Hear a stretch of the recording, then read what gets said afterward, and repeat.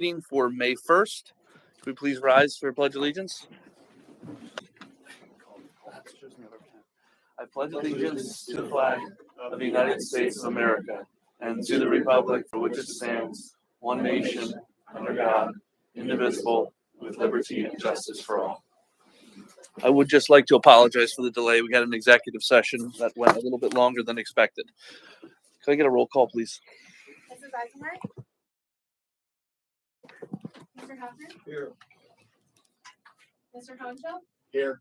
Mrs. Hume? Here. Mr. Reitauer? Here. Mr.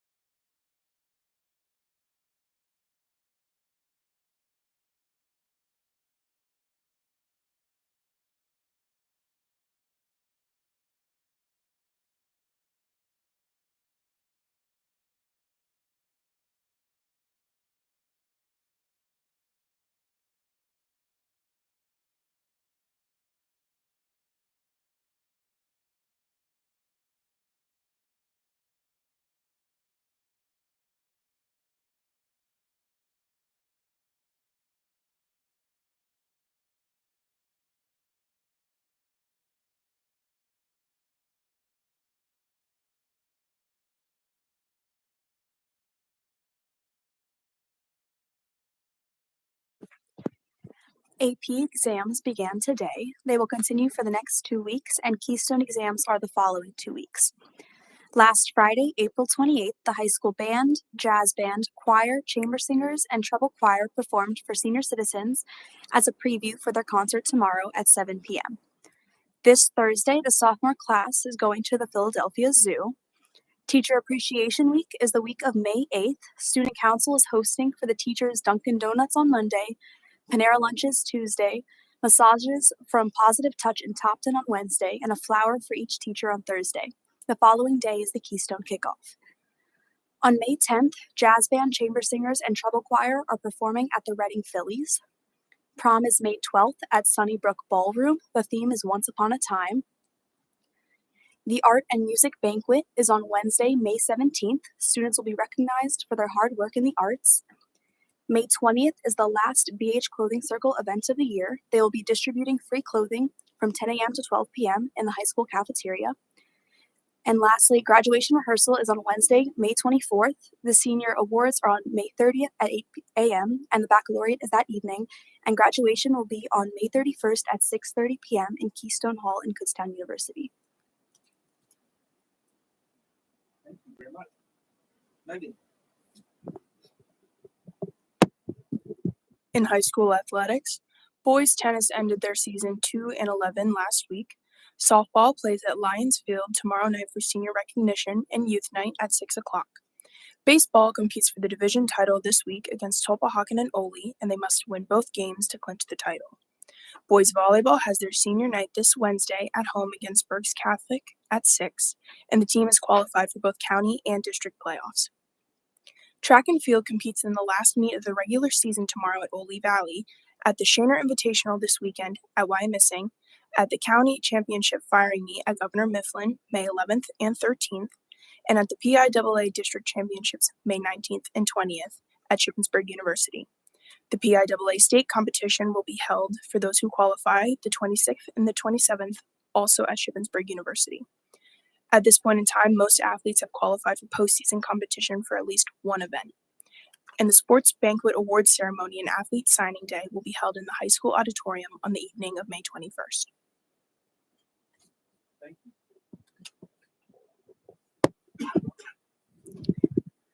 In the elementary school, kindergarten students will participate in their spring kinder concert on Wednesday, May 3rd in the intermediate middle school auditorium at 6 p.m. On May 15th, third grade students will participate in Step Up Day. They will visit the intermediate school, participate in a scavenger hunt, join fourth grade classes to ask questions, and eat lunch in the cafeteria with them. It provides a great transition opportunity for the students to see what is to come next year. On May 19th, thanks to the PTCs for funding this trip, second grade students will go on their field trip to the Reading Science Center and Crystal Cave. And on May 25th, the elementary school will have their annual field day. This year's field day will look a little different, with teams of students from all grade levels and a high school student as team captain for each group of students. At the end of the day, as long as weather permits, the Topton Fire Company will come out to spray the students with water from their fire hose.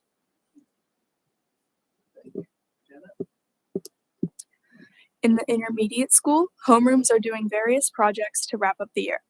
There is an open house and spring concert on May 11th. On May 17th, the intermediate school reading Olympics competition takes place. And on May 30th, the intermediate school field day takes place. In the middle school, on May 8th, 8th grade takes a field trip to Gettysburg. On May 9th, the middle school reading Olympics competition takes place. There is a middle school spring concert on May 18th, and band and chorus will be going on a trip to Hershey to compete in the Trills and Thrills competition on May 19th. On May 31st, middle school will have their field day. Both schools, May 15th through the 19th is Spirit Week. On Monday, it's Neon Day. Tuesday is Disney Day. Wednesday is Superhero Day. Thursday is Throwback Thursday, wear clothes from previous eras. And Friday is Space Day. Both schools completed the first leg of the PSSA with the ELA test last week. Students will wrap up the testing with math and science this week. May 26th through the 29th, there is no school. On May 12th, there is an early dismissal, and June 1st is the last student day.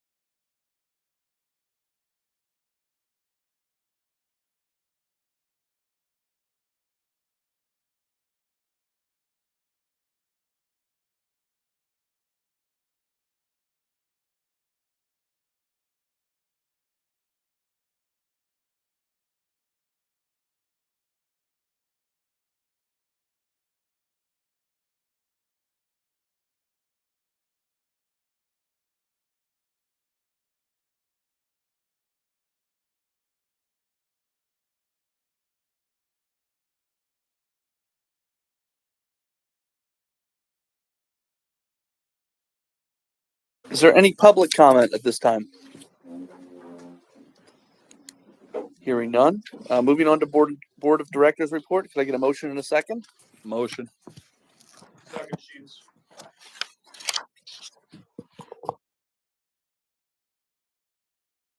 Director's report this evening. We have the meeting minutes from the April 11th meeting. Are there any adjustments or changes that need to be made on those meeting minutes? Okay, none heard. We will approve those this evening. Those will be official minutes of the district. Under item B, those are first reading policies. So those are the ones you're seeing for the first time this evening. We have a Angel Fund attachment that is connected to our 808 Food Service Fund. So there's really no adjustments to the Food Service Fund policy, but the administrative regulation of making an Angel Fund is something new.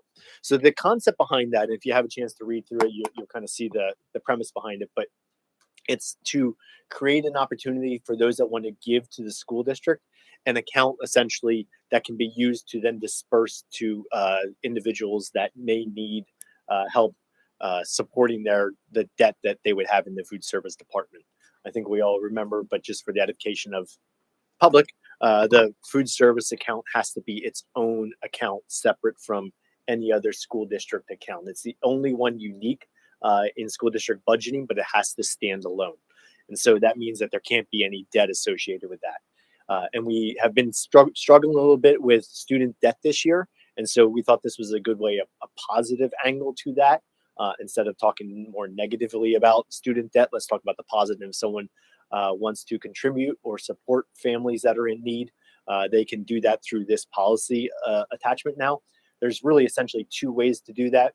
One is that they can target money to a designated individual, or two, they can give to the account, and then it would be more uniformly distributed to those that are in need. So that is what this policy is doing. It's to create creating an avenue to be able to donate to the school district. Is there a way to add that to our Infinite Campus so that when we add on funds for each child, you could add like an Angel Fund drop down? It's a good idea. Nicole, I'm not sure if that's a possibility or not. I'm assuming that's something we can look into, though. I look for Tom, but That's why I look to you. no, yeah, we would just have to coordinate. About trying to see if technology can do it, but That might be an easy way to do it. Great idea. Thank you. Excellent suggestion. 832 is a new policy. This is a new federal requirement where you have to have an electronic data, not a federal requirement, a state requirement, where we have to have an electronic data storage policy. And so that's what this policy basically is describing, is how we have a policy that's, and the process is to store our data for the school district. So if there's any questions about that, let us know, but that has been vetted by our firm that represents us from the technology side, the legal technology side, and they're the ones that drafted that policy and gave that to us. 909 is municipal government relations. Really no major updates there. There was a section in there about the state police and that you have to have an the local police, and you have to have an MOU with local police. That was in the municipal government relations policy, this 909, but it also appears in several other policies throughout the school district policies, more related to school safety.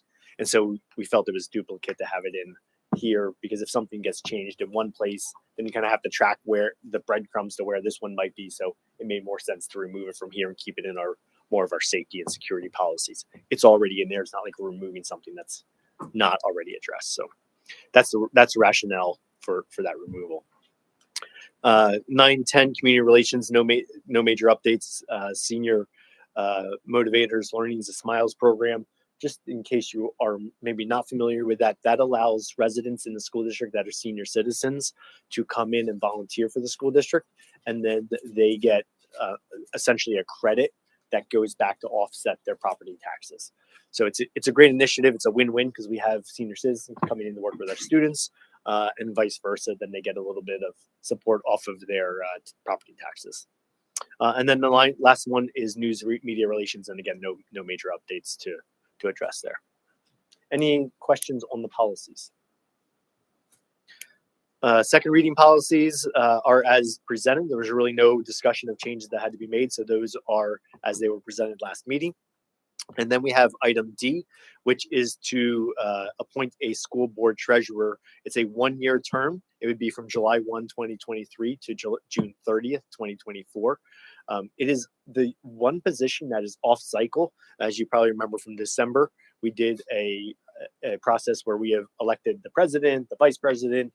The treasurer is not done in the December reorg. It's done separately during this time. So Mr. Sheets is currently the treasurer. And so I will turn it over to you, Mr. Wagaman, to proceed. Mr. Sheets still interested in the role? Still interested. Let's see if find somebody better to do the job. There's no money this week, so. I mean, The one position that's off cycle. The one position that's off cycle is yours, right? One oddball position. Is everyone else in support of that? It's not that it would ever happen, but if our our treasurer will lose re-election on election year, not saying that would ever happen. How's that play? It's a very good Mr. Pratt question. Then you would have to appoint a new treasurer at your reorganization to serve until the end of that term for the next year, for the rest of the year. I was just curious. I'm not saying that would ever happen. Oh, hey man, do you know something about a drug? I've been saying for years, I'll just keep doing this until you find somebody. There's no money missing. No money missing, so that would be bare minimum. And then finally, we have item E, which is to reaffirm Mr. Pratt or Saxon Stump as our school district solicitor of record. We actually just appointed Mr. Saxon Stump as our school district solicitor of record, but we thought it was important to do that again now to basically make it effective for this upcoming school year, the 23-24 school year. So we were jumping ahead instead of doing it in June. We thought we'd try to just get it done now. So I'll turn it over to you for committee No, reports. no change in rate. Just make sure you read that part there too. Sorry, I should have addressed that. I did see that.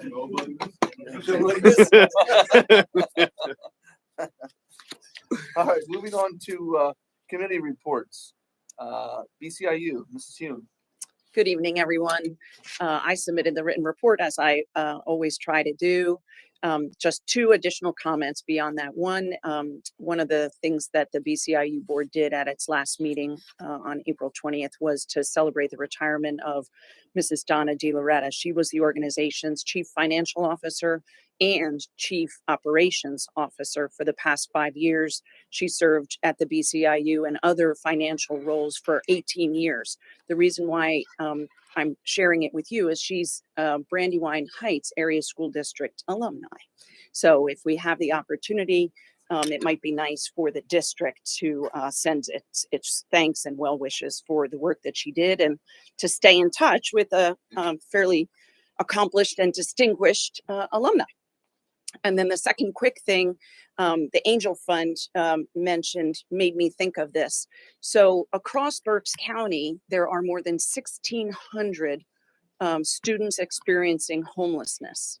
And so there's a Boy Scout in the Fleetwood School District, I believe, who's working in conjunction with the BCIU to do I think it's an Eagle Scout project related to collecting cosmetics and hygiene type items that would be donated to the 1,600 through districts so that those 1,600 some odd homeless kids could have access to just the basic daily necessities that probably everyone in this room absolutely takes for granted. So if you're interested in contributing to that, there's boxes at each of the IU locations. I drop my stuff off at the main office. And if you need help getting stuff there, I can help connect you to people. But I thought it was a really nice initiative for that young Eagle Scout. And certainly sort of shocking to learn that 1,600 young people across this county don't have a place to call home and don't have a place to take a shower and don't have a place to get dressed and ready for school. That's all I wanted to share for now. The next meeting is coming up soon. May 18th. And there is a retirement event for Donna Wednesday, I think I'm gonna be going to, so I'll make sure that we get a letter on behalf of the school. That's great. Yeah, it's a drop-in event, 2:30 to 4:30, I think, on the 3rd. Yeah. Thank you. Mr. Sheets, BCTC. Of course, I just put it in my mouth, I'm sorry. BCTC.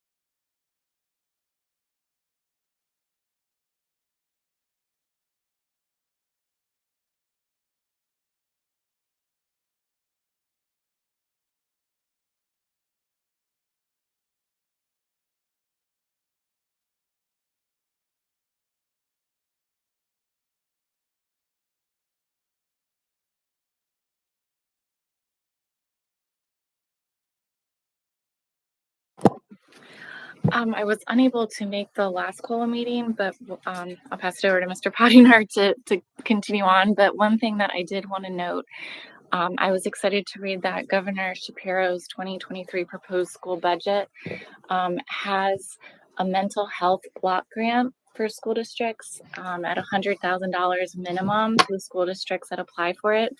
And I just thought it was very promising to see that our governor is looking to do things to help our students who have been facing mental health challenges since, COVID and everything else that they have been gone through. So that was just one little highlight I wanted to do before I passed it on to you. So I actually did get, last meeting.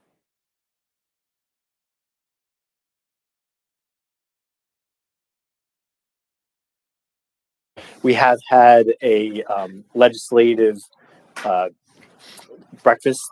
So it was the COLA chairs, the BCIU that led an event with business managers, the superintendents, and then all the legislators within Berks County. Very well attended. We had a chance to talk about mandates, about mental health funding, and then we also had a chance to talk about staffing shortages. After that, the legislators gave their updates from their perspective of where they are with the budget.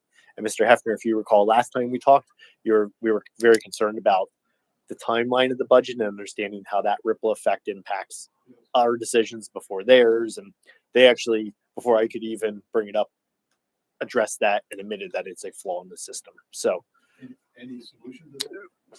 they admitted it's a flaw in the system, sir.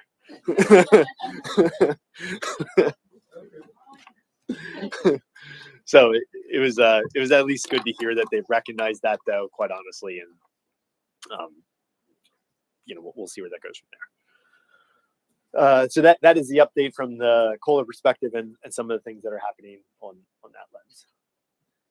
You have any success in getting a representative to a meeting? Yes. So thank you. One of the things that we are working on is trying to see if we can do a joint meeting between the townships and the borough and the school board. So that way it seems like our new Senator Pennychuck, has been able to get to some of those individual municipalities. They were at the borough of Topton. I understand they were going to the Longsalm Township in the near future. I'm not sure if they were at or scheduled to be at Rockland yet, but I thought it might be good for all the elected officials to join together, and even if we host it and kind of give that perspective of demographic changes that are happening within the community to set the stage, and then be able to have some of that communal dialogue with the representatives. That's what I'm working on. I don't know if it's going to come to fruition. If not, then we'll look to just do something more intimate just for us. Very good. Okay. Policy Committee, Mrs. Wallweiser. Alrighty. Strategic planning and goals. Mrs. Eisenhardt.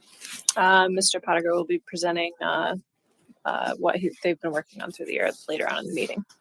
Thank you. Negotiation and compensation committee, Mr. Sheets. Oh, Ms. Eisenhardt, sorry. I'm good to talk about it if you want to.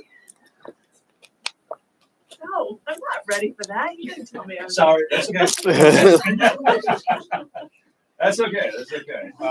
Negotiations and compensation committee met with our Act 93 partners this past week. Contract.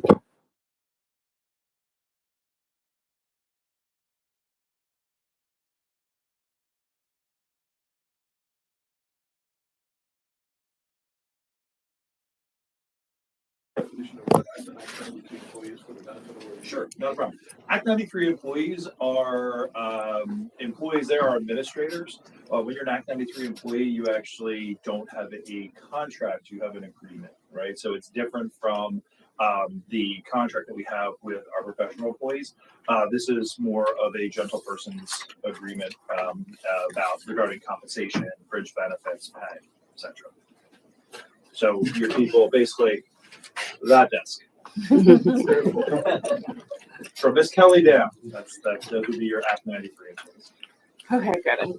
I know what to say for next time now. So I didn't know how far to go into it or what was that. So No, that's okay. That's you okay. brief I'm sorry. me on that. Yeah, I didn't realize I didn't brief you on that. That's my bad. I do apologize. So I'm sorry, Mr. Wagaman, a little bit awkward, but can you tell me more about who is on the committee? Because last I understood, I was a member of that committee and I know nothing about this meeting. So Mrs. Eisenhardt is taking over as the chair, has taken over as the chair. I'm a member of the committee, Mr. Wagaman, and I'm not sure. I'm assuming you're still a member of the committee, but again, I'm not the chair any longer, so I don't know. So how does the chair change without notifying the existing committee members? It was a couple of meetings ago that we just went, right? A couple of meetings ago, it was during the reorg, right? Yeah, we talked about a slow transition because John is in school and has a lot of commitments. And I said, well, I'll take over, but until like the end of it, I just kind of want to hop in and listen and understand so that I can take over and, not screw it up for them. So, so this meeting was the meeting where it was very informal. We got together, we reviewed any of the wants and needs, and if there was anything that was going to be, asked or presented change from the current agreement, and we just kind of brainstorm session. So, Okay. Well, thank you. That's how that makes me feel a little bit better. But I guess I'm confused and a little bit concerned. So I missed the December reorg meeting, but there was no communication to committee members that there were potential changes within the committee. So unfortunately, I wasn't able to attend. It's a rare occurrence because I have a pretty solid record of attendance. I guess maybe it should have been on me to pick up the phone and call and proactively say, hey, at the reorg, did anything change with the committee? Certainly, I would just ask that now I should be asking you if you're no longer the chair. yeah. My understanding is I'm an active member of the committee. So if it was just an accidental oversight that I wasn't aware that their Act 93 was getting together, you can't have too many people at those, initial conversation meetings, but certainly there should be communication going to all committee members about meetings called, and then reports back to committee members about the outcome and next steps. So I would just respectfully ask, I don't believe that's an out of line or unreasonable request. And since I never asked to be removed from the committee, I'm just a little bit surprised that we would conduct our committees in a way that we're not including and communicating to all members. So hopefully it was just an oversight. Is it just Yeah. like an informal meeting, not So, really like an Yeah, it was official an informal get together. Again, it was an ask session. Realistically, the committee structure, the committee person is appointed by the president, right? So when the committee changes, or the committee person changes, or the chair of the committee, when they change, it's up to that person to create and craft their own team that they want on that committee, unless there is oversight or instruction from the presiding officer that says, we need to have this person on the team. Realistically, there have been some things, like specifically with my committees, because I am having to take a step back. I am having to take a step back from some of the responsibilities that I have here. You wouldn't know it with how much we're doing with the budget right now, but it is one of those things that, the only thing I can really say is, because there was a change, I'm sorry if there was any miscommunication or if anybody feels left out. But it was a miscommunication between myself and Alexis. So we'll get it hashed out. Yeah, no problem. Well, it sounds like you don't have to worry about it if you're Yeah, not exactly. the chair of the committee or involved in the committee.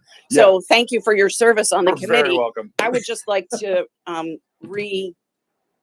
communicate that if a new committee chair chooses to disband the old committee and reestablish a new one, that should occur at a public board meeting. And I would expect board members would be given the opportunity to raise their hand and say, hey, I'd like to either continue to participate or Yeah. maybe as a new member, try and learn a new opportunity. It here. it was an oversight of mine that committee, I didn't call the meeting. I was invited to the meeting and there was no talk of committee invited. So yeah, so I didn't, let's it was, focus forward. Yeah, I Yeah, don't mean to, and it's not, I feel bad, it's Yeah. just protocol. Like it's a point of order in terms of if we're gonna have committees and have committee membership, then there should be some structure to how those committee members are communicated to and what action steps are taken in terms of rolling out news. So just point in time forward, it sounds like we can button that process up a little bit. Yeah, we'll have to look back at the reorg meeting to see what transpired and what that switch was. So yeah, it will be in the minutes. So. Mr. President, may I? Mr. Pratt, I believe in the past, the PSBA had some kind of training on Act 93 employees. Am I imagining that, or? The PSBA had them trained. The School Board Association training. I don't remember about any type of Okay, training for that. I vaguely, huh? For negotiations? Yeah, for negotiations for Act 93 No. employees. No. Not that I'm aware of. You see, there's a difference between negotiations for Act 93 and what have you. I mean, people discuss what have you, but basically it's not exactly the same as a contract negotiation with Meet and discuss, correct. meet and discuss. That's what I was looking for. Could you provide Ms. Eisenhart maybe with some information on relative procedures?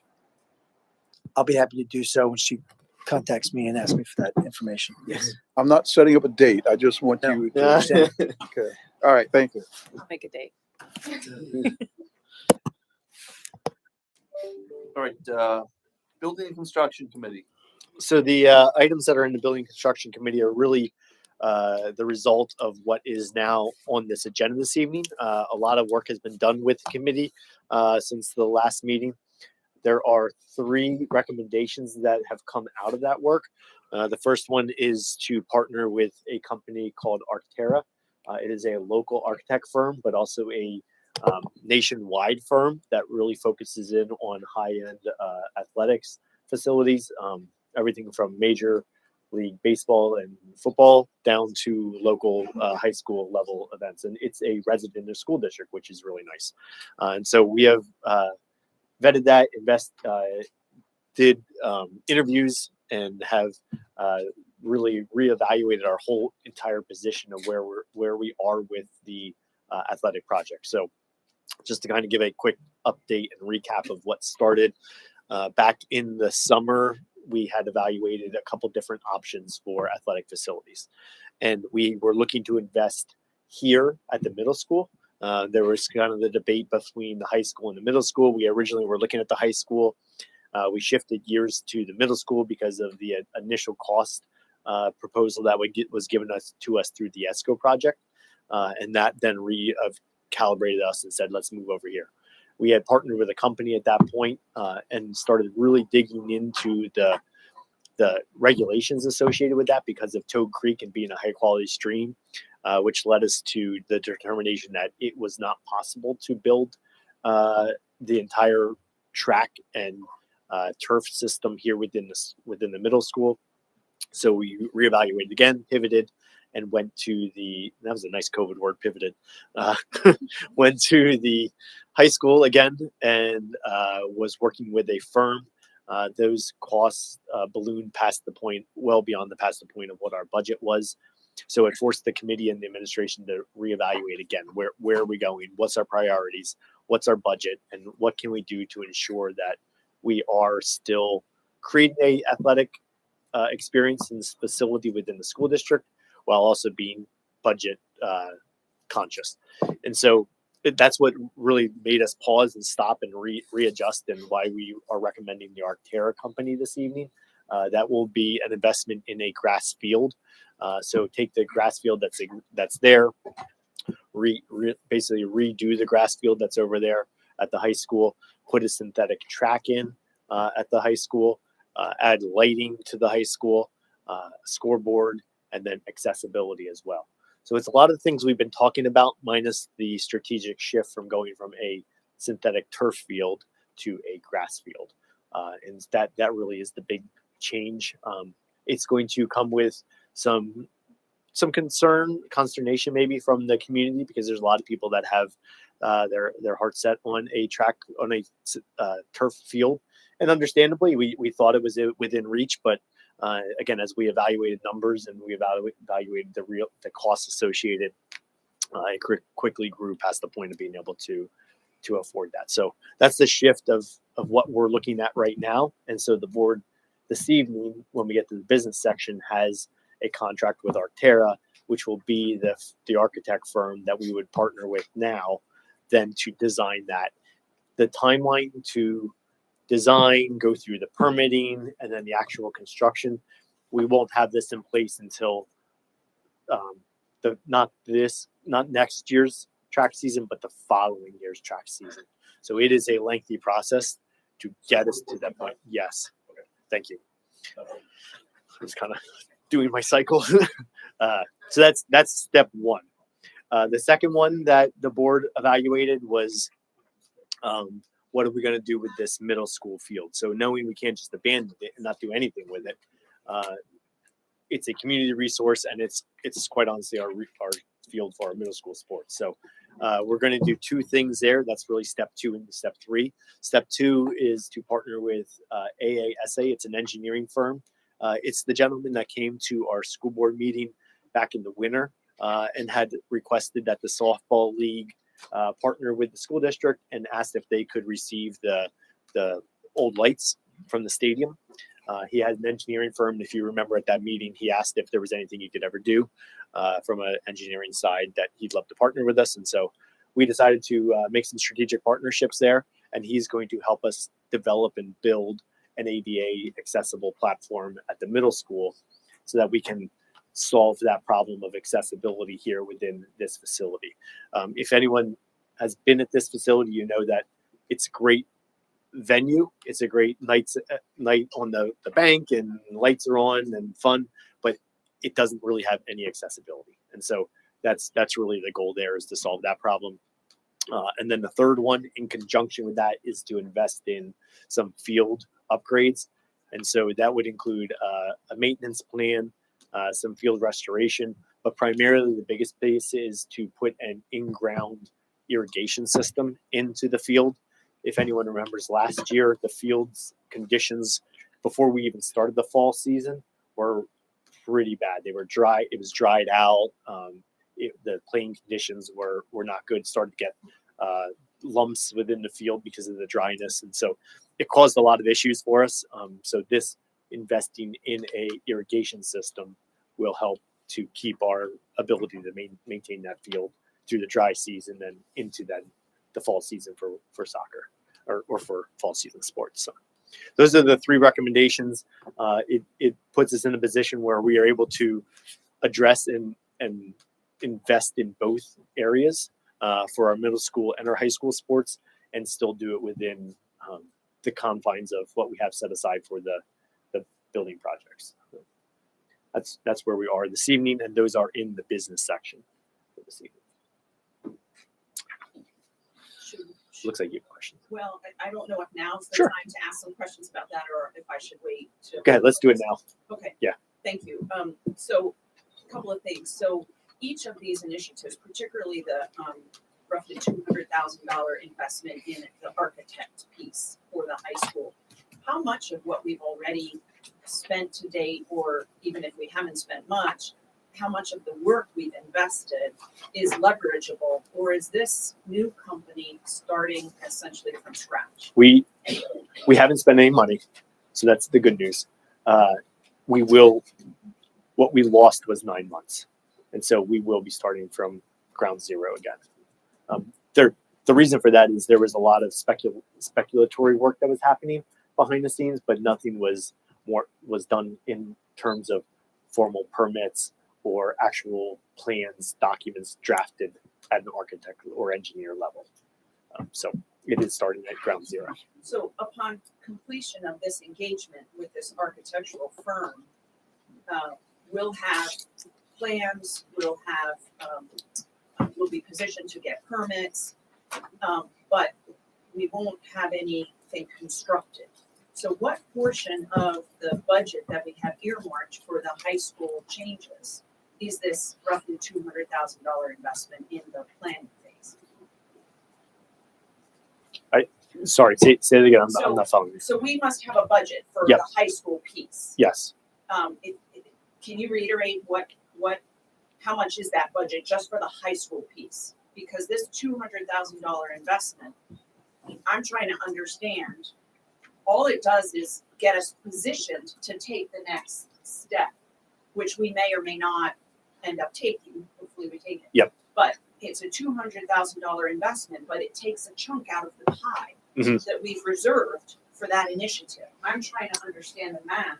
So is it 10%? Is it 5%? What is 10%? It's Right around. just under 10%. And he's essentially going to, one, help us do all the legwork to develop that RFP. But he's also going to be, we call it project manager, more so the project administrator. So he's going to be with us from, once we get the RFP results back, all the way through the project. So that's essentially where those services come in. So it's a combination planning plus almost like GC type oversight work.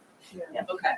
And is 10% industry standard for the role that we're engaging this gentleman and his firm to play? It is less than what the previous company was when we evaluated their engineering fee. So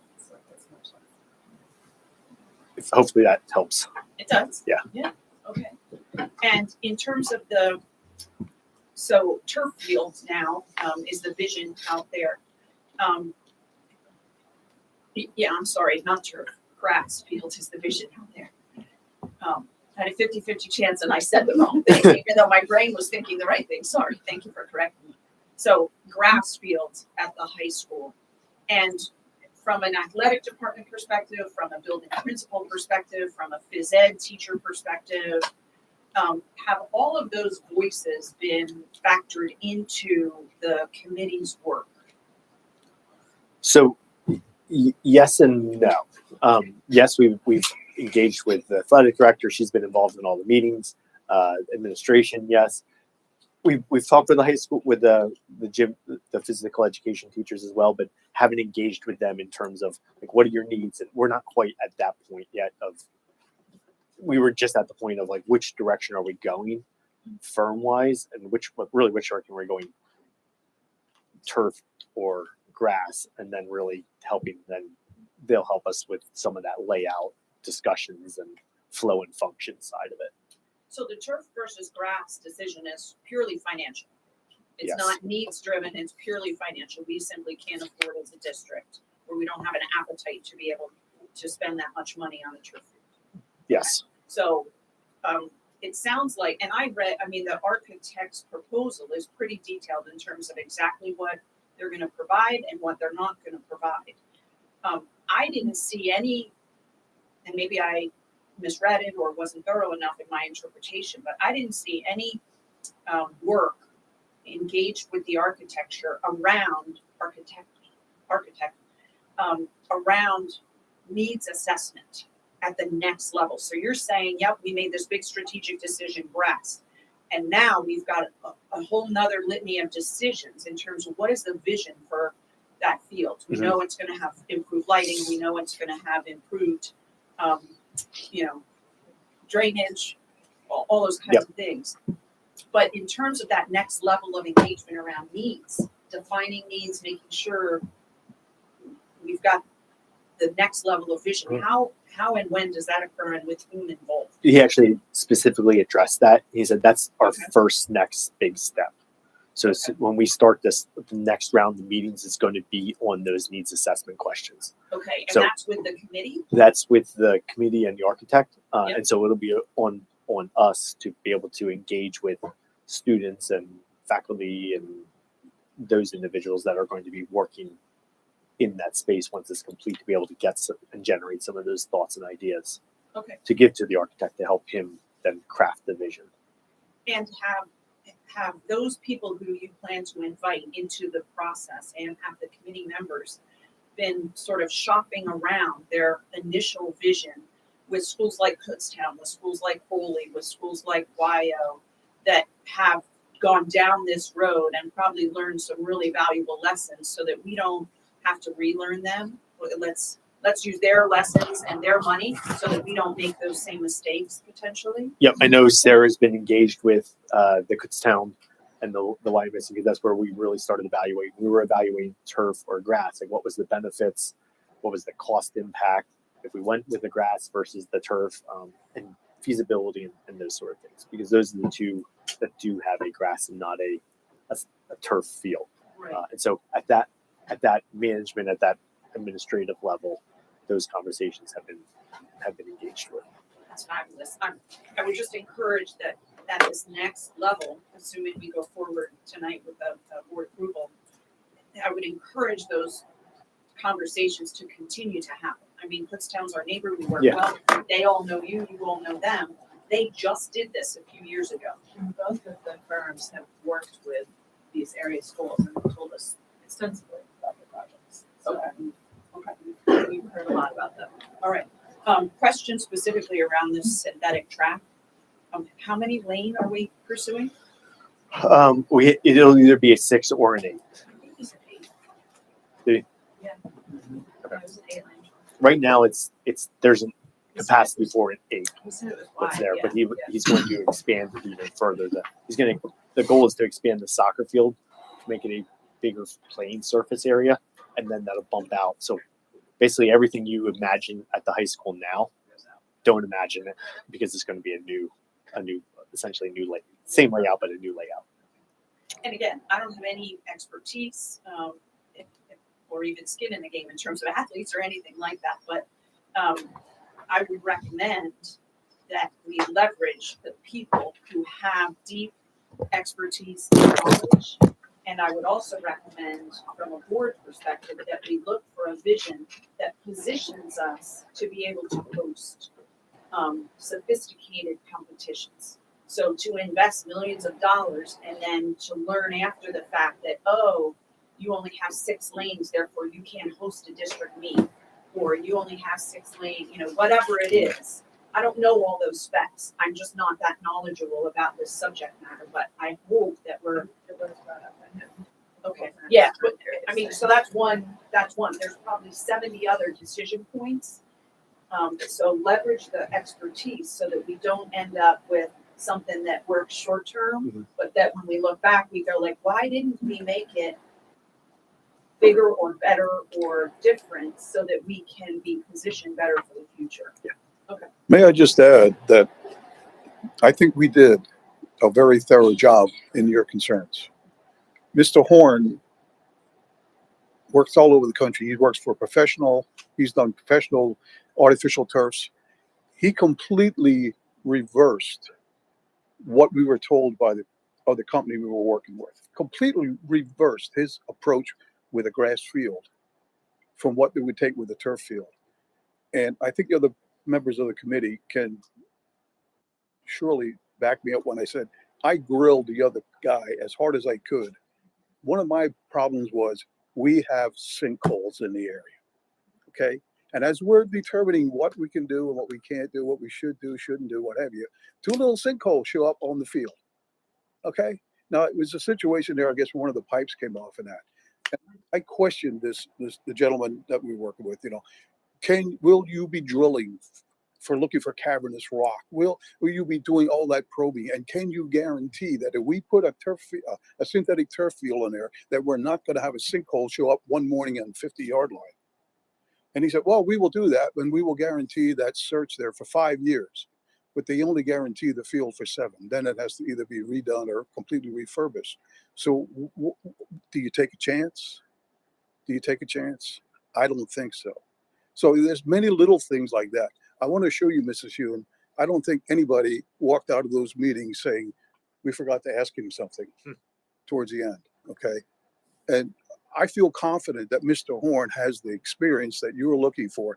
He told us exactly down. I mean, it got to the point where Mrs. Eisenhart was tired of listening and telling us about all the little details that were important for the safety of the runners. And now I'm doing, and she's probably going to get tired of hearing me repeating it. But I want to guarantee you, in my mind, I'm okay with what we're doing and where we're headed. Okay. Thank you for sharing that. So the committee structure is an interesting phenomenon, right? So the committee does all this hard work and has access to all that level of detail. And then, we as a board, the rest of us, the other 5 or 4, whatever the number is, sort of get periodic updates, and then boom, we're asked to approve an expenditure of $300,000. And so it's hard. There's that level of trust, but it's not even about trust. It's the communication from the committee outward. So I really appreciate you voicing your personal belief and understanding about the process you've been through and your level of confidence. And part of that goes back to the first company we engaged was CoStars. So there was no need to go the route that we are now going. So we learned a whole heck of a lot over the 9 months back and forth with a company that was all encompassing from everything from engineer to manufacturing. So there was a whole lot of learning that went on that didn't cost us any money. As far as we learned an awful lot, probably more than I ever thought I would. I think we avoided some major future problems by going in the direction we're going now. I mean, I was amazed at Mr. Horn's presentation to the detail, like I said, compared to what we were told by the other company, where the other company was going to go in there and they're going to dig this stuff out. They're going to go down there so many inches, so many feet if necessary, put down stone like a septic field to get the drainage, tear out the existing drainage that's there, and then build it up, and what have you. And Mr. Horn comes in and says, well, if you want grass, I'm going to build up. I'm not going to build down. And there's nothing wrong with your drainage system. All we have to do is put covers over that. He's going to use what's there. The other company was going to pull it out. Things like that, we had to be educated on the differences one way or the other. And we got a good education. I mean, I think it was, he came and did a presentation and we weren't satisfied with the presentation. We started to get nervous and asking a lot more questions. So I think that we did our due diligence on our committee work. We found the questions we had to ask. So good to know. Helpful. Thank you for sharing, committee members. Changing topics real quick. The irrigation system out here. What is the water source for the irrigation system? So we have a direct water line that comes into the school district. We do that. We're not on the well. We're on the borough water line, public water line. Chopped borough Yeah. water. Okay. And there is a line right at the corner of the middle school field. If you can think of where that electrical panel is that controls the lights at the corner of the field there, right above it is a main line that we can tap into. So it's a very close ability to use the public water there.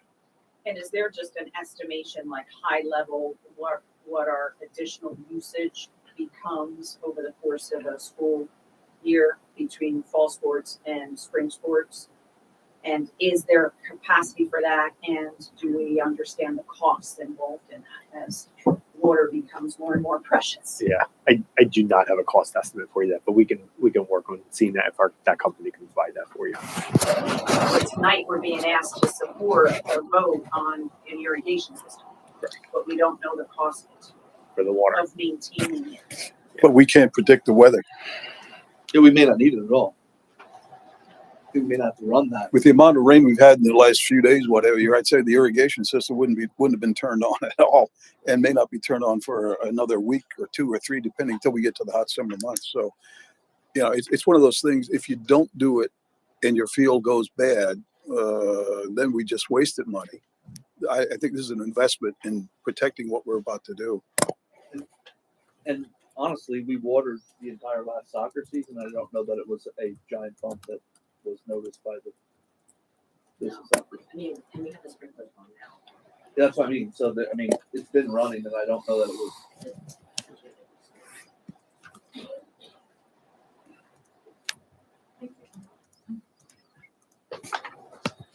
Any other questions, discussions? Hearing none, can I get a roll call, please? Mrs. Eisenhardt? Yes. Mr. Hefner? Yes. Mr. Hohenfeld? Yes. Mrs. Hume? Yes. Mr. Reitnauer? Yes. Mr. Sheets? Yes. Mr. Stubitz? Yes. Mrs. Wallizer? Yes. Mr. Wagaman? Yes.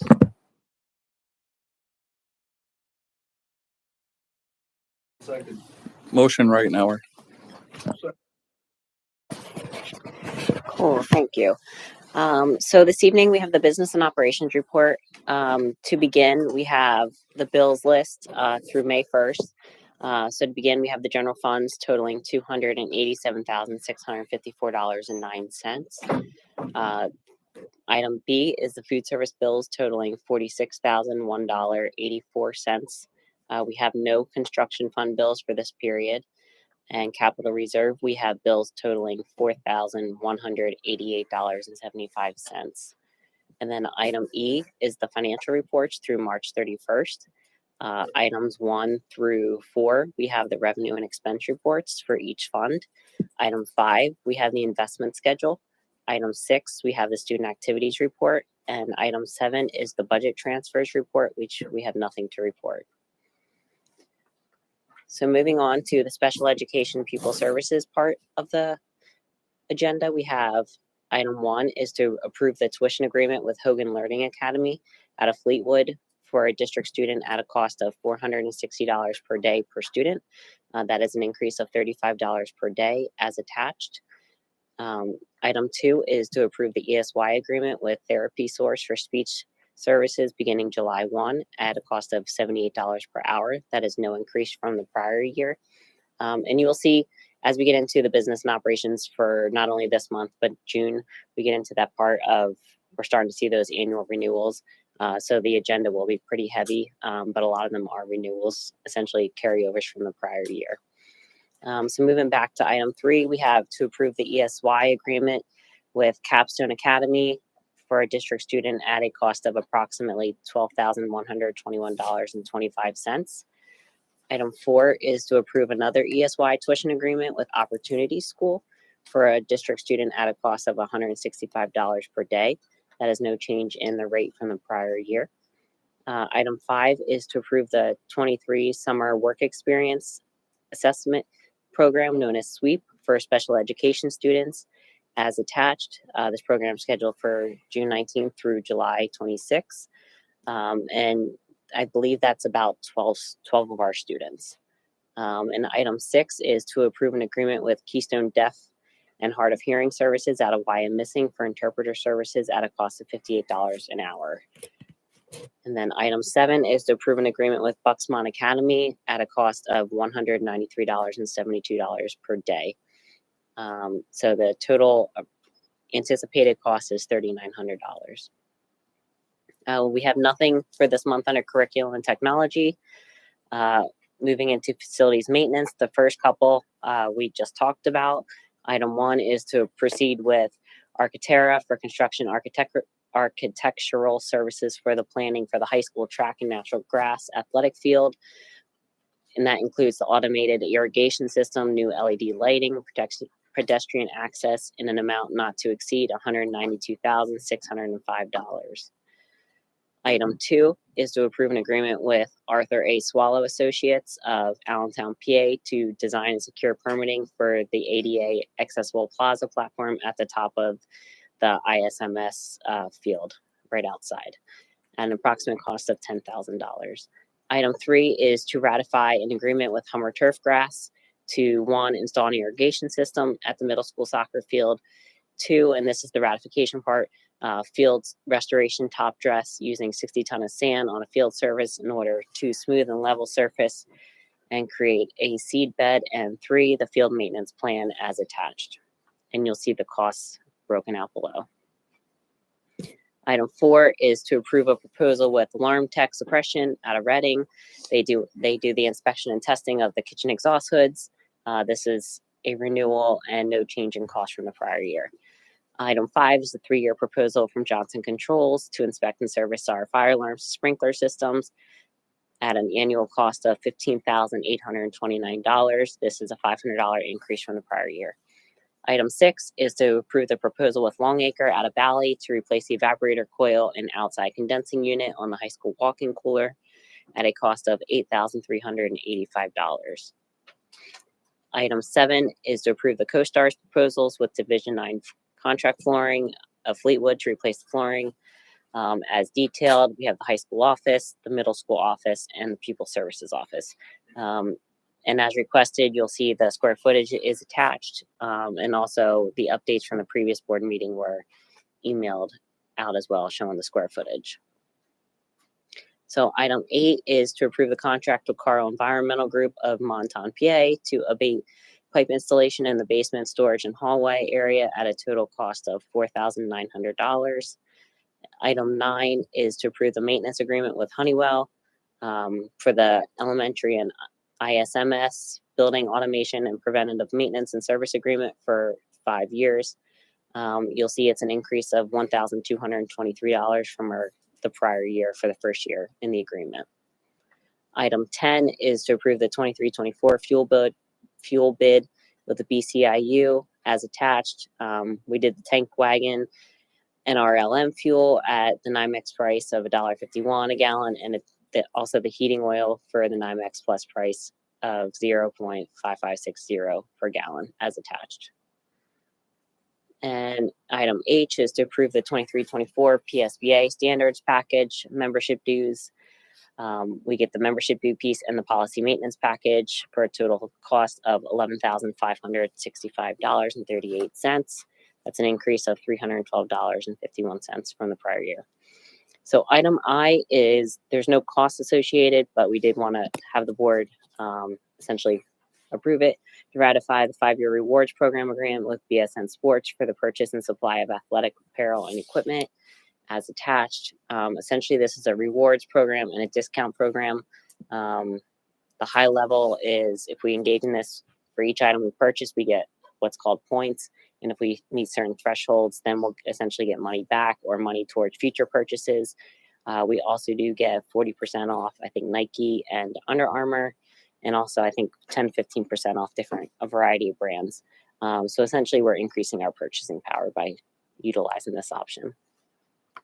Item J is to designate CBIZ Insurance Services as our 23-24 insurance broker. We do this annually, and then we should have the annual premium costs at the June board agenda.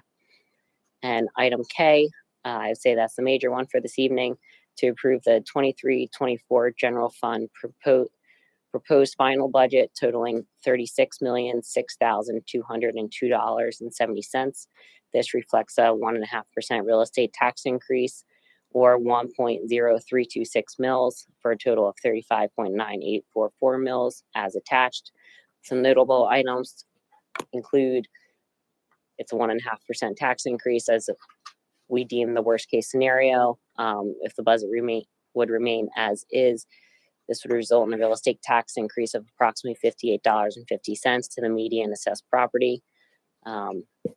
Between now and the June, which is the final budget, the increase may be adjusted to a lower rate. However, we are saying that we will not exceed the rate at the final budget. And also, just to note, The final budget will be adopted on June 12th, 2023 at 6 p.m. This proposed final budget will be available for public inspection starting tomorrow, Tuesday, May 2nd, 2023. It'll be on the district website, or you can stop in for a hard copy. And item M is to approve the updated roster of bus drivers provided by Brandywine Transportation as attached. And as far as the budget goes, you'll see, as we have consistently throughout the budget process, there is a series of handouts, essentially detailing the changes that have been made since our last budget meeting. So I don't know if anybody has any questions. I do, sorry. Not sorry, that's my job. It's your job too. I don't have to be the only one with questions. So, the Bucksmont Academy one. Where is Bucksmont Academy? All the other, similar ones notate where the school is located, and I'm just not familiar. Bethlehem? Yes, Bucksmont Academy, there are various locations on there.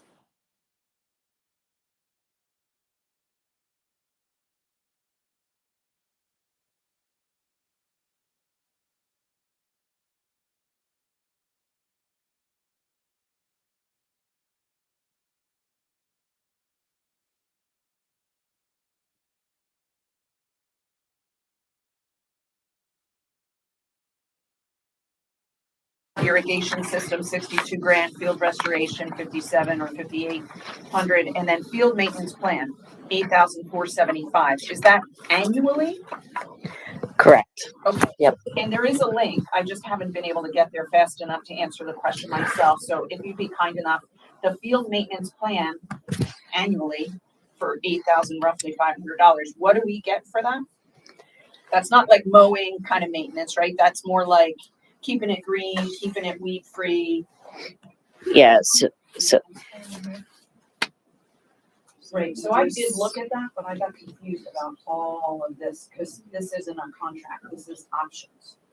Like you want to address that? I'm trying to. Yeah, I think this is the one. Yeah, so I think this is essentially where they do the fertilizer, the aeration. Yeah, like they just did, where they just came in with Correct. loads of smelly soil and. This is the, because we're just doing the middle school. So I think it's called herbicide. Both fields are done. So this is, I didn't know that. Yeah, so it's just this one right here. So this is our cost for 2023 is 8,400 for the maintenance, and then that's what the increase in costs are over the years.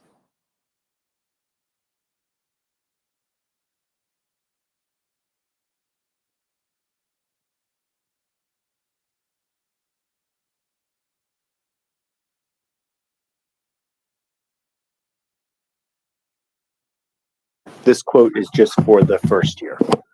Okay, but they've given us pricing They've for given us pricing, 2024 and 2025 to give us an estimate. Okay, great. Thank you for that.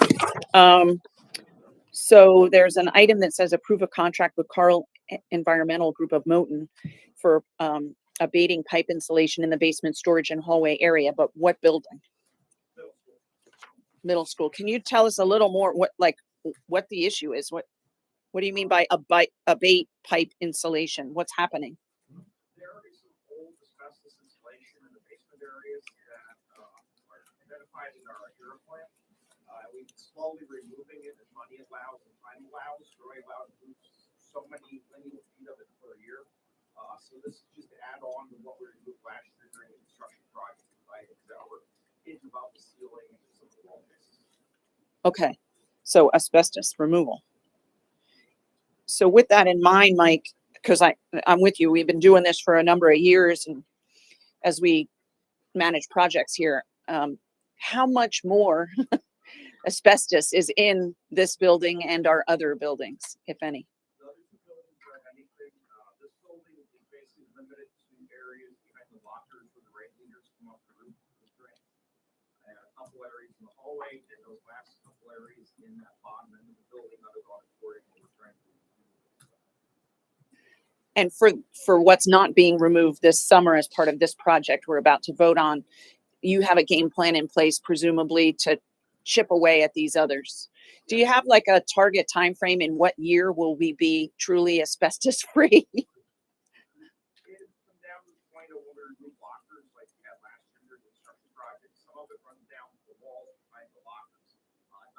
accessible that's out there at this point in time, other than a couple areas down in that bottom storage room where the custodial storage is. And once that's removed, we will have nothing visible after that. Everything either above the ceiling or inside the room. Everything's inspected, we just had a year inspection. I should have the rest of that report that month, which said everything's in good condition. Great. So it's not necessarily by a timeline, it's by a priority. So which ones are accessible and are visible? And that's the ones that we're addressing now, as Mr. Wetzel said. And then the secondary ones would be ones that are in the ceiling. The going at the bottom of the ramp to the middle school, going out that way, there's a lot of piping that has it, but it's all above the ceiling. And so it's there, it's accessible, but it's not really doing any harm because it's captured right now. And then the third one would be if we ever did major construction and remove lockers, that's where we would be able to get access to those. So a lot of it happens when you disturb the site. essentially. Really, we don't have to do anything in those areas until we would disturb it, Mhm. or Okay. at least it starts to degrade itself. So we're managing risk. Yes. Yeah. Okay. Appreciate that. I think that might be everything. Yes, thank you. Oh, there was one other thing, and I can't point to which contract, but one of the contracts, I think, related to the special ed schools. When I drilled in and read the contract, it seemed like it was an old contract. It referenced, I think, 2022-2023. And my read of what we're voting on is for the forthcoming year. So I know that's not particularly helpful. If I find it in the meantime, I'll point you to it. But one of those contracts seems stale to me as an attachment.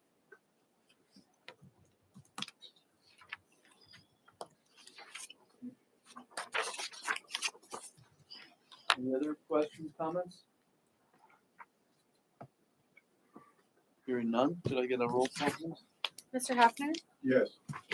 Mr. Halsall? Yeah. Mrs. Hume? Yes. Reidenauer? Yes. Mr.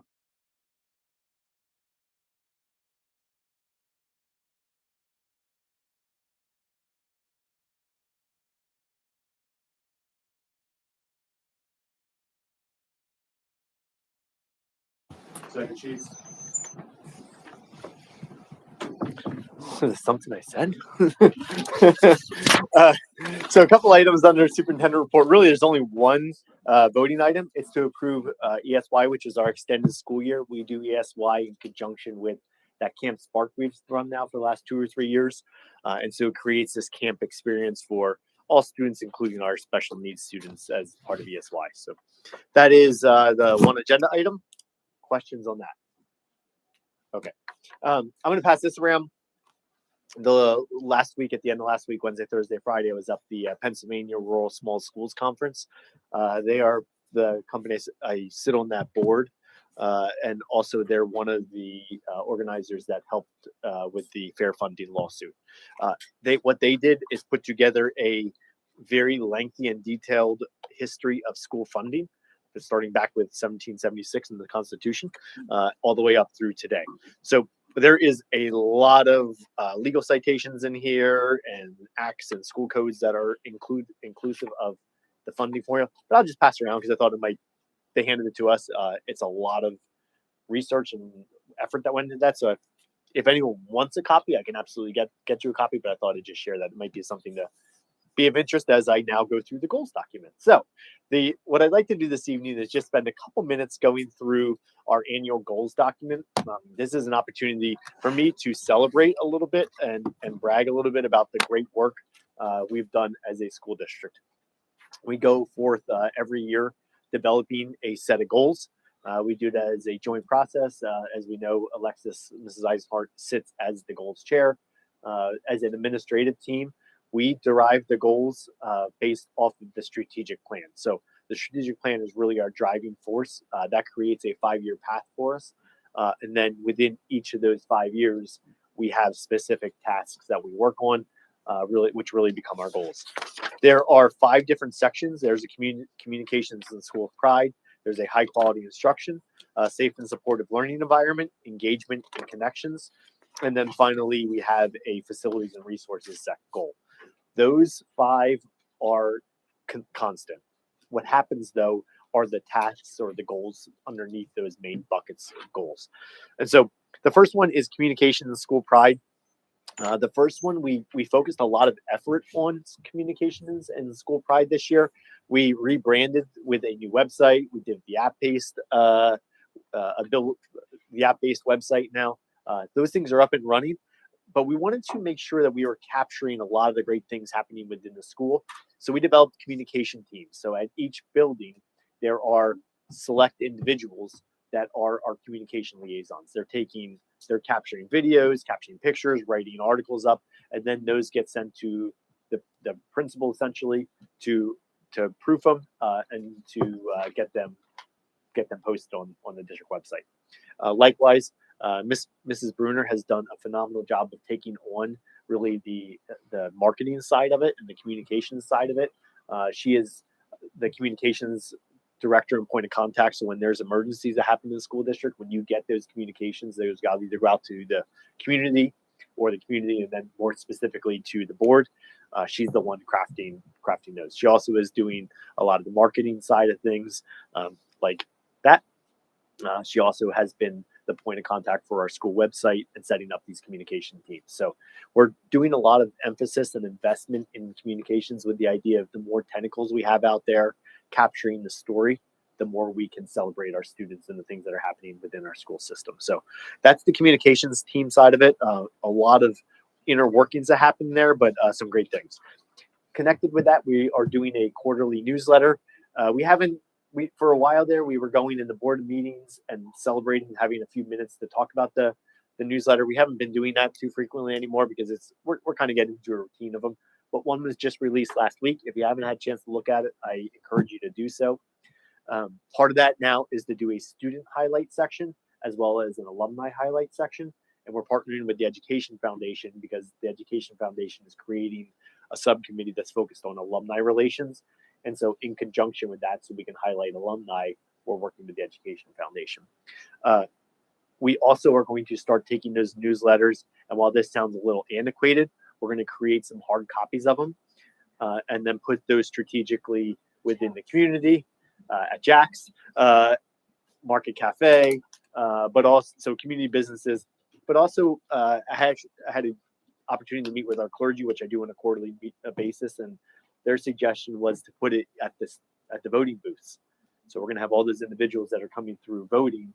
It's a great opportunity to capture an audience that maybe we don't otherwise capture. And so we're going to reach out to our boroughs and municipalities tomorrow to try to get those inroads there as well. So again, great information there. And my goal is to reach individuals that are outside the school community and really within our broader community here.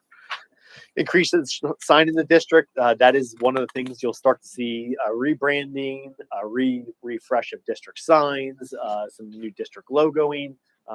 We've been doing a lot of this investment as well. The vinyl clings within the district to celebrate the school district. Social media presence. That's another big piece that we've been working on. Connecting our website and our ability to post is all connected together, so we can put something on the website and blast it out to the different individual social media accounts at the same time. They're really doing well at the building level. We've learned today that we need to bolster that at the district level. So we do have a district Facebook page. We have 26 followers. So everyone's homework tonight is to follow the district website, the district Facebook account. But how much do the schools have? You have to give them their due diligence too. Well over 1,000 Yeah. each. Good job. So Yeah, you guys are all over 1,000, and Andrew was There- very dismayed that he wasn't. I will share there is a district superintendent Facebook page that is not mine, that someone spoofed and made, and I have more followers than the district Facebook page. So there's that. All right. High quality instruction. A lot of emphasis obviously on communication and that effort. And really the goal of that is to tell our story, right? To connect with individuals within the school district boundaries, but also to connect with individuals within the school district boundaries that are not necessarily parents or otherwise affiliated with the school. So that's our one push there on the communication side. high quality instruction was the major secondary push for the school district this year. And so we've talked about it really at the beginning of the school year, but there was a huge push to reevaluate our structure. And so we've reevaluated retesting and put a retesting policy in place district-wide. Late homework, looking at extra credit, standardized grading practices. So now we have, for every teacher, 60% is going to be summative assessments, 40% is formative assessments. That's a constant. Before that was not, we did not have any set standard for how a teacher was to grade. So those sound maybe like they're not major issues, but those are big programmatic issues as a teacher when you start looking at those. Those were done in collaboration with the association, with teacher buy-in, and as committee work. So we're proud of that because it got us to a level set that also set the stage for some next things that happened this year. So we put together a universal screener. Essentially what that is it's a skills assessment to evaluate where students are compared to what their standards should be at that certain grade level. And it gave us skills that they were either strong or that they had deficits in, and that we could then take that data and remediate. So we've been talking about intervention specialists. We highlighted Robin Basil this evening as an intervention specialist. We use those intervention specialists to then take that data from that universal screener, put the students in groups based off of their skills, and then provide them the necessary supports, whether in reading or in math. There's intervention specialists at the elementary school. There's intervention specialists in the intermediate middle school. Amy Rohrbach's here. Amy, little highlight. She's an intervention specialist here in the middle school. She is living this and breathing this daily. And then there's also support at the high school. Their job is to evaluate those screeners, take that data, and then continually support students. Primarily based off that data, but also based off of classroom data as well. And so if there's assessment data that is coming in that is also in tandem with that universal screener, we're pulling those students out and working with them. Primarily through pull out, but also through some push in. Yes. Obviously, math is a concern. So, like, how many, especially the secondary level, that directly intervention are there? So right now there are 3 intervention specialists in the intermediate and middle school. That those individuals then share the time between reading and math. Yeah. Equal. She asked about how much time is spent between reading and math. About equal. Yeah. High school, we have 1 intervention specialist at the high school. But so that's a good segue. Thank you. So we also reevaluated our entire schedule at the secondary level, middle and high school, and we added an extra half hour onto the day. And so what that afforded us to do was create and we call it AIM block, but a remediation block at the high school. And so that's really how we were able to capture and support those students at the high school. So we used the universal screener data as well as the classroom data, constantly looking at that, reevaluating, putting groups together. That intervention specialist is working with students during the day in conjunction with the learning support teachers. And then that block of time at the end of the day, those students are to go down and get that support from the students, from those teachers. No, absolutely not.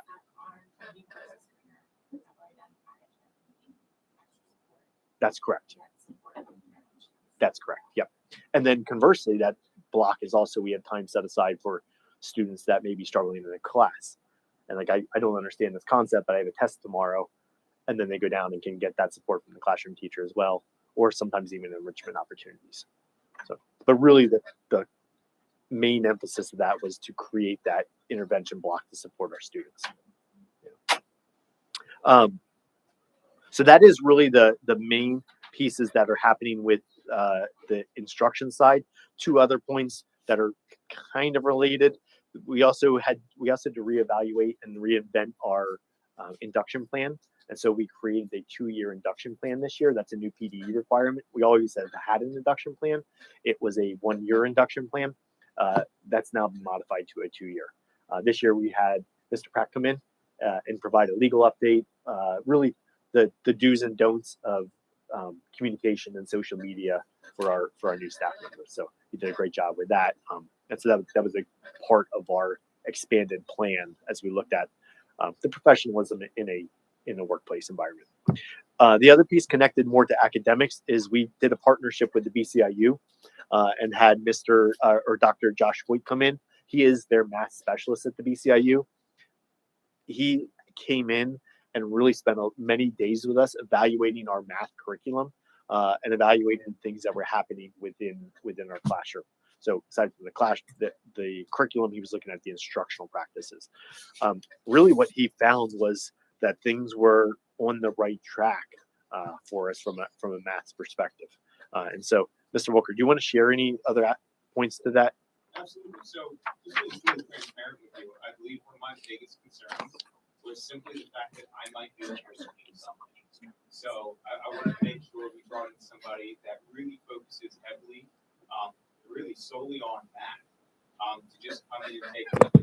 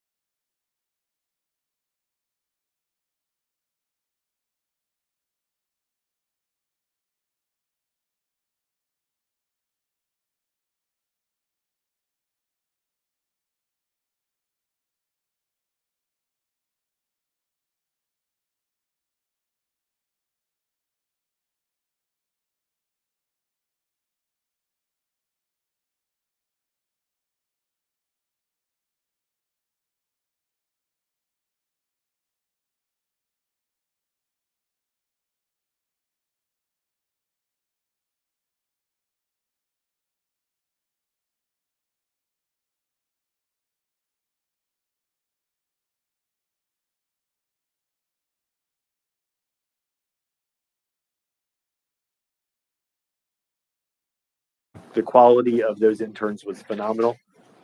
there was good research resources and support for our students at the elementary school there.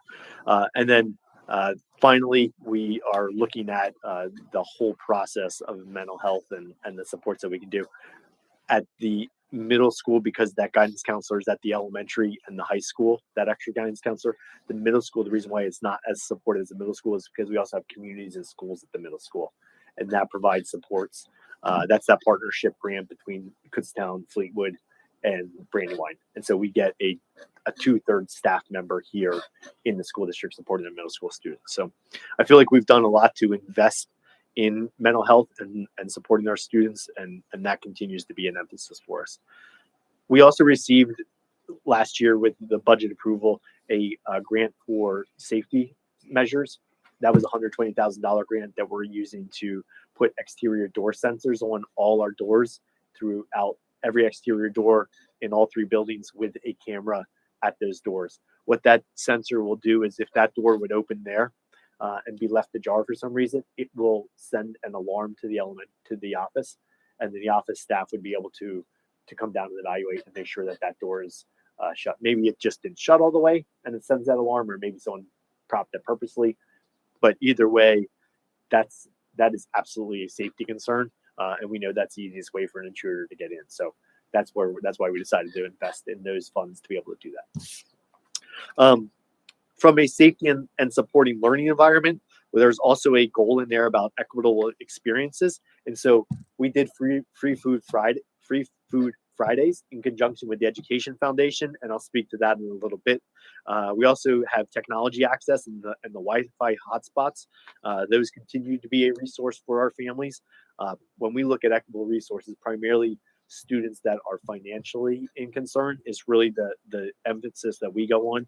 And so also tiering some of those supports, whether it's technology, insurance, or some of those other things for families on the financial end. There's a few other items in there about dual enrollment and some other support mechanisms in place, particularly for our autistic support classroom and special education programming that's in there. I will just share that we just went through an audit with the special education program. So Mandy has had a lot on her shoulders as a first-year pupil services director, but that unofficially, because we can't say this yet, but unofficially went without any official, what are they called, right? Without any written reports. So a huge congratulations to Mandy and her team for that clean audit of the special ed department. Quickly remind us, where did we land on the AP and dual enrollment? I remember you presented and then we talked about it in the budget. I read your mind. Well, it was in the Red Eagle today. It was. I was just going to celebrate that. Yeah. Go ahead. Okay, let me see if I can get my mind around this one again. So we presented during the budget work session, and we said that APs. We were going to do the dual enrollment.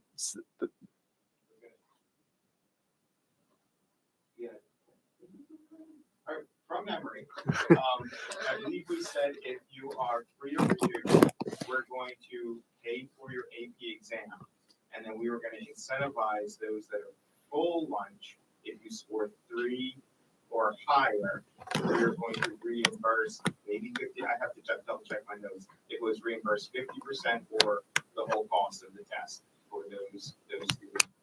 And then dual enrollment, we said that we were going to not move forward with a plan to reimburse individuals, as technically it's really, college credit.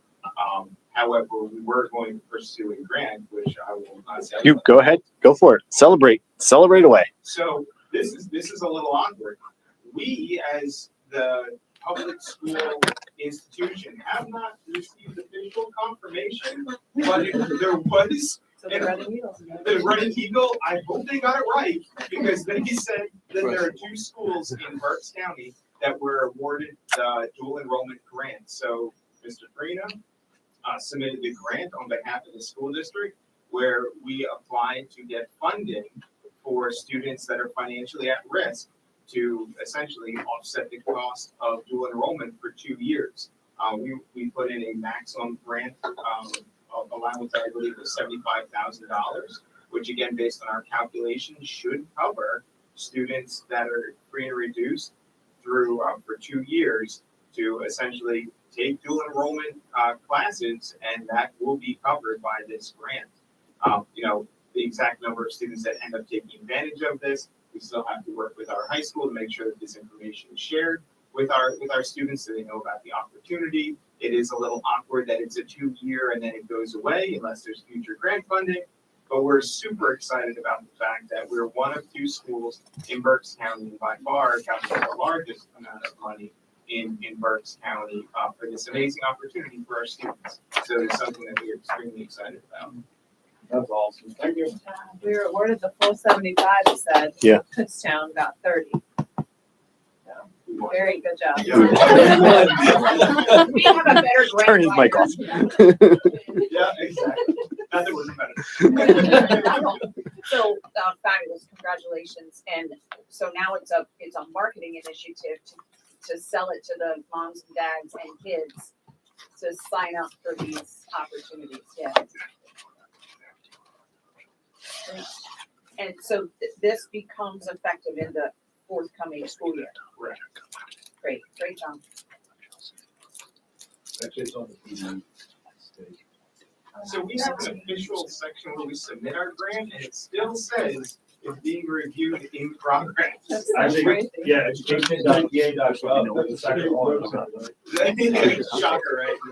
Yeah, so it's awesome. It's fantastic that it's posted there, but we're just dragging our feet a little bit. Wait, So- I went through everything. I'm like, did I miss the announcement that we got this? Because when I saw the article, I was like, no one said anything about this yet. So and then I was like looking through the agenda, and I was like, It honestly popped across my email as an Yeah, alert, and I ran over to his office and said, "Hey, this is awesome! We got the grant. We don't know that yet, but." yeah. Probably good news. Moving on to engagement and connections. A lot of this is focused on the athletic program, and a lot of kudos to Sarah as she took over as the athletic director this year, putting a lot of emphasis in trying to build those connections with the youth programs, making strategic partnerships with the youth organizations, holding youth nights, having them come to those nights, military appreciation nights, a lot of different themed things that happened. And I can attest that there was an increase in student engagement and fan attendance at the games, which I think was a great outcome of her efforts there. So that's really a lot of the emphasis there within the first page of that section. The piece I'd like to really spend time on in this part is the Education Foundation. So that is a new foundation for the school district, and the purpose of the Education Foundation is to support the school district and really to not to necessarily supplant. So if there was a program that the district was running, their goal isn't to take that and now run it for the school district, but it is really to enhance the academic experience here within the school district. And so their first piece that they did as their launch and their kickoff was to do the free lunch Fridays. There was 11,643 meals they paid for this year so far. And so that does not include the free meals that were already included. Of those would have been 18,000 meals that happened every Friday. This is just for those families or those students on a Friday. The crux behind that was to evaluate the bubble gap. So we know that there are our free and reduced lunch population is mid-30s%. We know that the majority of those are within free. And there is a very small amount that qualify for reduced lunch. So when you look at that data, then that means that there's a lot that are in really severe poverty, or the other assumption is there's a lot that are on that bubble where they don't qualify for reduced, but they're still struggling in the community. That's an anecdotal point because we don't necessarily have that, but we definitely see it within the classrooms. We see it within the student body. So that was really the emphasis of the Education Foundation's purpose for doing the free lunch Friday. And again, a great initiative and support for the community and our students. They also did to start to get some fundraising and to be able to support initiatives like this.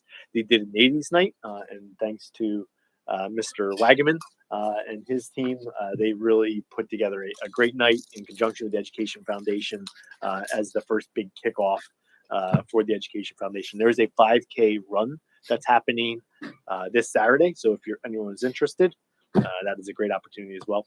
And then the third thing is they're applying for EITC funds. Those are tax credit funds that can, once you are an eligible organization, can go to different businesses and have them provide EITC funding, which that organization then gets a tax credit. So a lot of positive things that are happening within the Education Foundation as their first year. And then finally, they continue to support the Y program, the after school program in the middle school, and that continues to be a great success.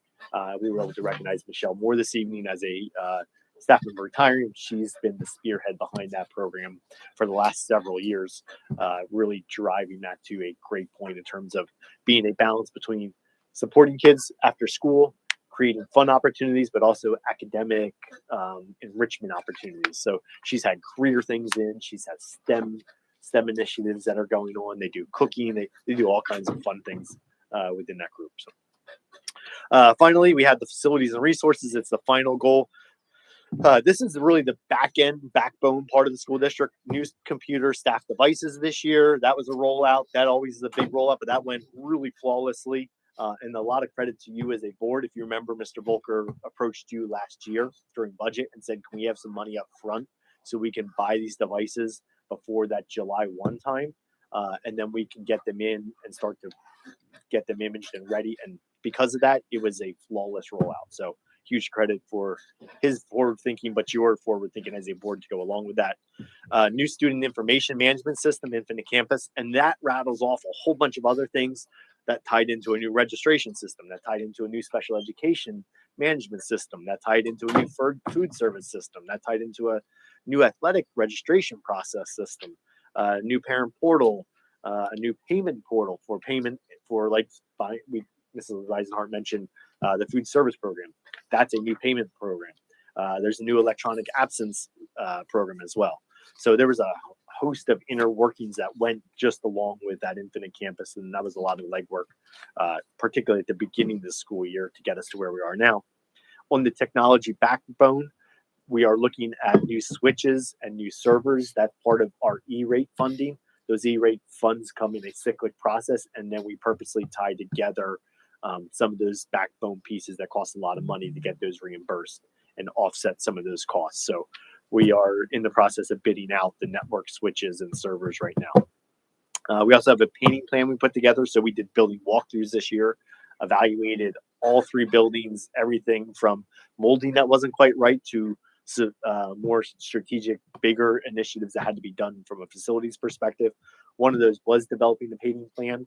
We advertised 4 painters, and there's 13 individuals that applied for that role over the summer. So that's a great. So we're in the process of interviewing for those, and there is one candidate to approve this evening. That's a recommended candidate. And then we did the building construction committee. We've talked about that already, so I don't think I need to go into that. But that's been a lot of work by that committee this year. Unfortunately, we kind of had to restart, but it's still a lot of work. And then the final piece is we are in the process of reevaluating the e-finance program and that whole platform that this business office is using. We had to upgrade that, and so that is going through a major transition. And then next year we'll further reevaluate that further about the longevity and the next steps with that platform in the business office. That is a lot of stuff, but that is a huge credit to that administrative team sitting over there for all their work to put this into their goals, to develop these, to carry out those, to keep those at the forefront of what they're doing. We go through a beginning of the year goals meeting, we go through a mid-year goals meeting, and now we'll go through an end of year goals meeting. And their goals are driven based off of this document. And so again, it's a purposeful, strategic plan of how we develop these and carry these out. But it is a lot of work and a huge credit to the team here, but also all the staff that are involved. And it really takes all of us to be able to accomplish these things. Thank you.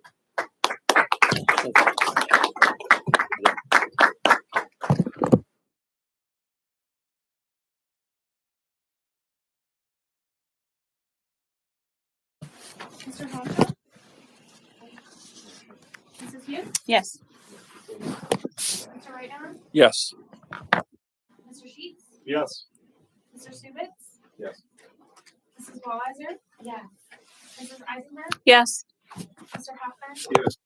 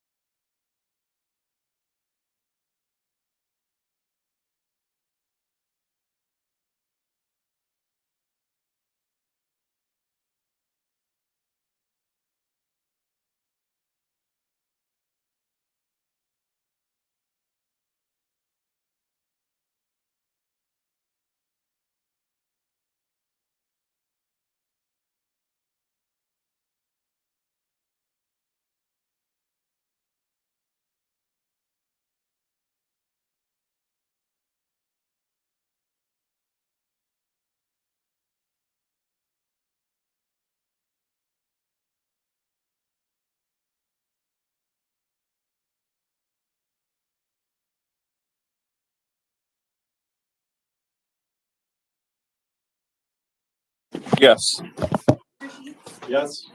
Mr. Stevens? Yes. Mrs. Wallheiser? Yeah. Mrs. Eisenberg? Yes.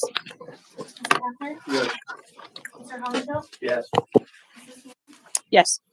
Mr. Wagner? Yes. 9 yeas, motion passes. Is there any additional public comment? Any additional board comment? I have one quick item potentially for new business. So earlier in the meeting, I mentioned distinguished alumni that is retiring from the BCIU. And Mr. Potter, I think in your comments about the Education Foundation, did you mention something about an alumni database or something there? They are working to develop that within the Education Foundation. There's a subcommittee focused just on alumni relations. Fabulous. Okay. So the thought I had was we do the New Heights Award and we recognize retirees. Maybe this exists. I think we have an Athletic Hall of Fame. What I'm thinking, the idea that I wanted to toss out to the board and to the administration and see, I don't know if you have interest, but it dawned on me, maybe it would be cool if we did an annual award for a distinguished alumni. I know many of the higher ed institutions do that. And the BCIU, has a distinguished community partner, so that's different than an alumni. But, I think it might be a pretty low cost way once a year for us to identify a candidate or two and give them some publicity, and give Brandywine some publicity, and also give our students somebody, a career professional who's had some kind of diverse, distinguished career, someone to look up to. So food for thought. I think it's low cost, low budget, but It's funny you mentioned that because that's almost the exact same platform I shared with the Education Foundation at their last meeting. So there hasn't been something that's been crystallized, but the idea has been put out there. Yeah. okay. Yeah, I'm excited that we will see something along those lines. Okay, but you think the Education Foundation will drive it as opposed to the district? I'm trying to have the Education Foundation drive because I think that would be a really good alumni relations piece of it and help them get a little traction. Okay. Yeah. I mean, I see an absolute link there in terms of fundraising, right? So reaching out in terms of philanthropy, getting donations, business development, that kind of angle. I was thinking more in terms of district rather than foundation, but, proceed, accordingly. But I think it'd be cool to have this board offer or introduced an annual award for a distinguished alumni. Maybe it's something in conjunction. It's a district thing, and then there's some kind of partnership. We'll figure that out. Yeah. More to come. So we In the might works. get So much- recommendations from Yeah. their alumni database if they're sort of owning the management and development and harvesting of that database. Right. But so they might flip us a handful of strong candidates. Yeah. And then we, might go through a little bit of a process to say, hey, this is the person we want this year to be featured, and future years we can pick others. Yeah. Good idea. Yeah, but like I said, that was on my mind as well. I saw that done successfully in other organizations. I'd like to emulate that.